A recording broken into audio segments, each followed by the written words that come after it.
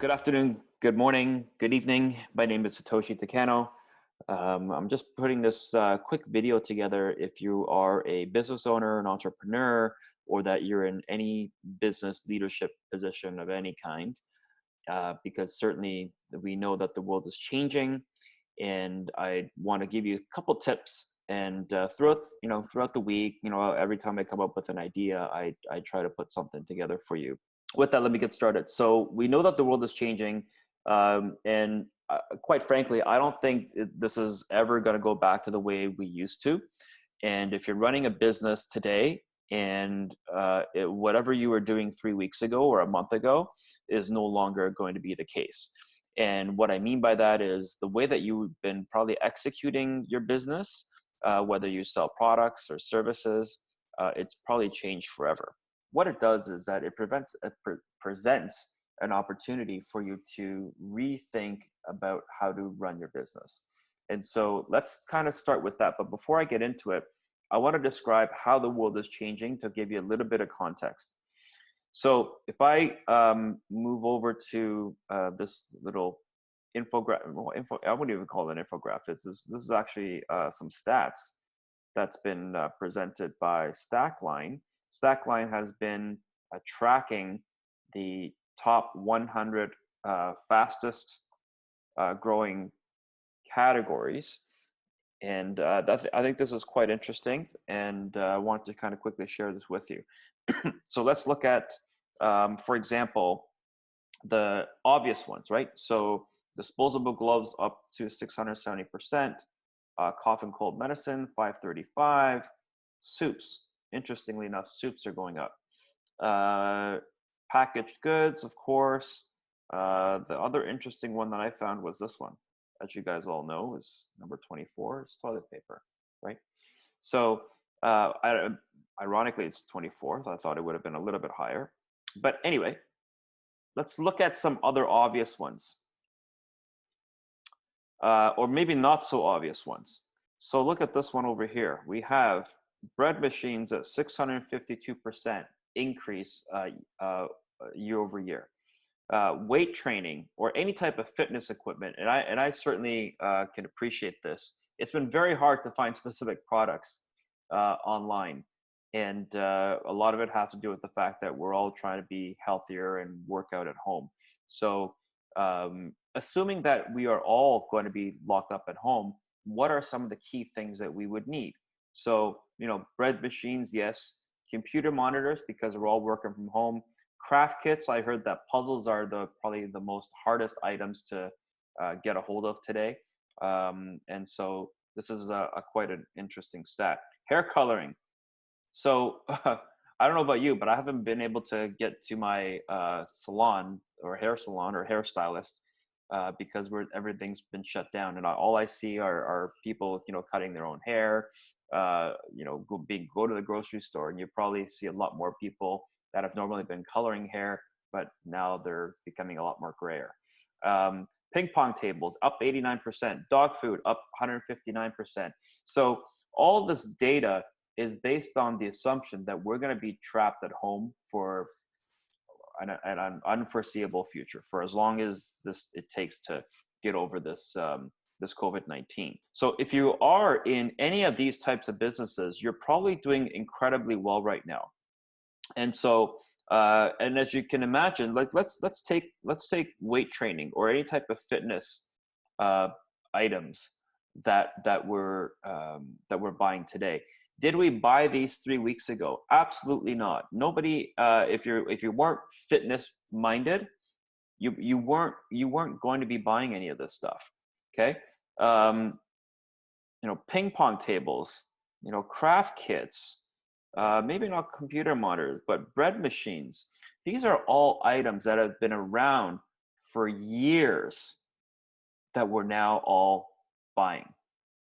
So think about any product or service that you probably had in a notepad somewhere as an idea that maybe at the time, 5 years ago, it wasn't the right product for the market at that time.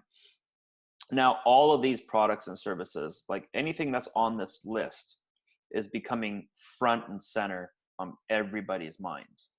So it might be one quick tip. go back to your notes that you've been keeping, maybe on a notepad or an email, however you've been doing it, and thinking, you know what, this product would sell really well, and that it didn't at the time. Okay, look at the Zoom, the product that I'm using right now to record this session. They've been selling this stuff for years. It's always been available, but nobody used it. And now everybody's using it. I'm hearing Zoom everywhere. The product that's been around, kind of sat there, doing well, in little increments, are now exploding.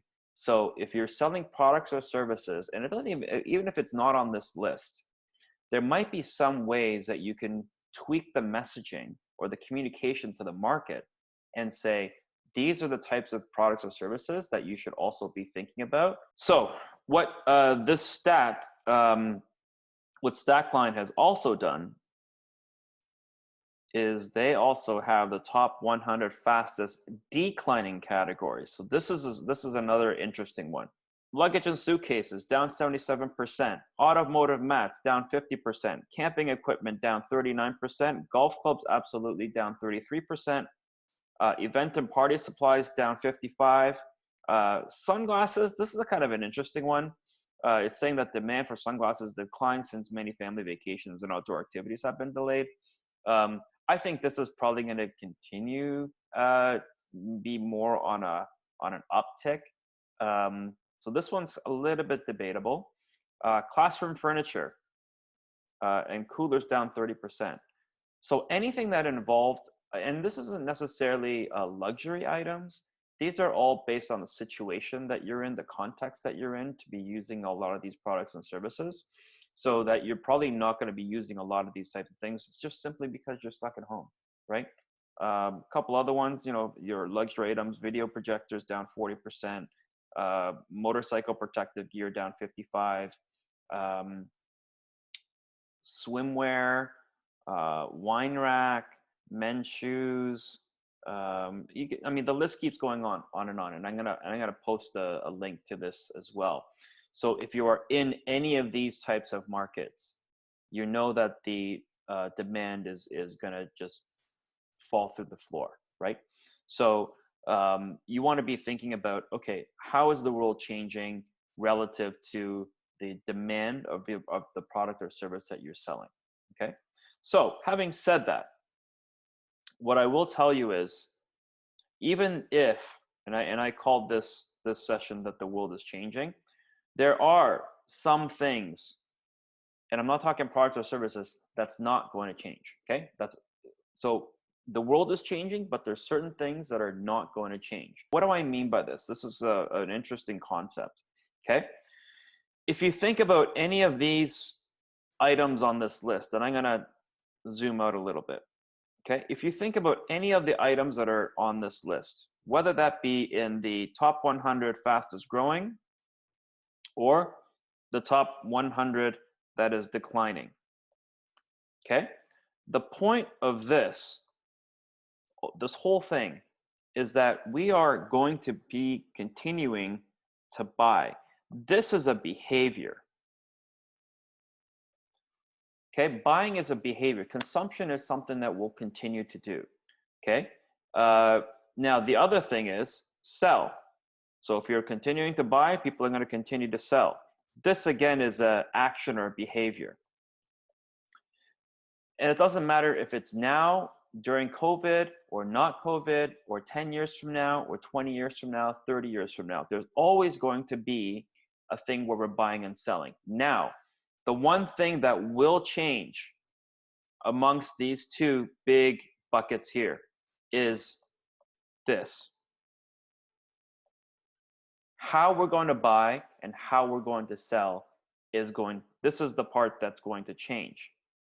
Okay, so we know that buying and selling are not going to change. The behavior is not going to change. How will absolutely change. And this is where it's an opportunity for you if you are a business owner, an entrepreneur, or a leader within your organization. How we are going to consume and sell products and services are absolutely going to change, but the fact that we're going to buy and sell is not going to change. So if I take Amazon, for example, what is going to change in terms of what Bezos was probably thinking is that we're always going to buy. How we're going to buy, right? This was the part that was always a debate. Is it going to be online? Is it going to be in person? Right? So we always said, okay, well, if it's books, which is where they kind of started off a long time ago, people said, no, I'm never going to buy books online because I want to be able to see the book and covers and everything else, right? So it started with books, then it went to things like clothing, and then eventually went into essential items, whatever all the other essential items were. Okay, and then everybody got on board with FBAs, right? And selling products through Amazon as a tool to be able to sell products and services. So this was always catering to the fact that people were always going to buy. How we're going to buy is the only thing that's changed. So, and I'm not just talking about Amazon. I'm talking about other disruptive services. So if we look at Netflix, okay, if you look at Netflix, same thing, okay, how we're going to watch movies has changed, fundamentally changed, okay? It's not the fact that we want, it's not the fact that we don't want to see movies, right? Movies, shows, whatever it is, that behavior was never going to change in the first place. It's the how.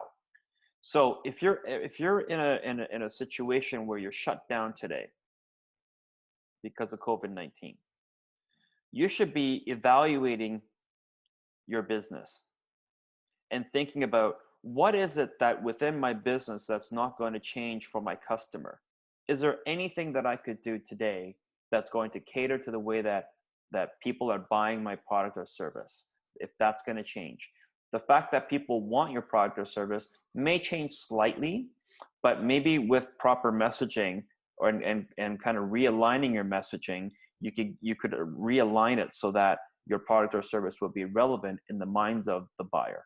Okay, so that's a small tip that I want you to think about. And I'm not talking, create an Uber or a Facebook or anything like that. It's take a look at your business, see what specific areas that you might be able to change to be able to still service that product, that customer at the end of the day. Okay, I want to leave you with two quick thoughts. One is, pull out every email, pull out every old archived notebook or notepad, and that you jotted some ideas down, and go through it. There might be something in there that you can pull out and maybe create, or maybe go into your warehouse to see if there's anything else that I could pull out that I can sell to the market. Number two, think about the question about what is not going to change in the next post-COVID, or next year, next 10 years, next 15 or 20 years. Because people are going to continue to do certain types of things, whether they care about their health, whether they need transportation, whether they need to buy or sell products or services. And just think in terms of what is not going to change. Or you might think about how we can deliver a product and service to change with the new way that we're going to be buying our products or services. So again, those are just two quick tips. Hope this helps you. Reach out to me anytime if you have any questions or concerns. I reply to every single one of my messages. So hope you stay safe, and we'll see you soon. Thanks.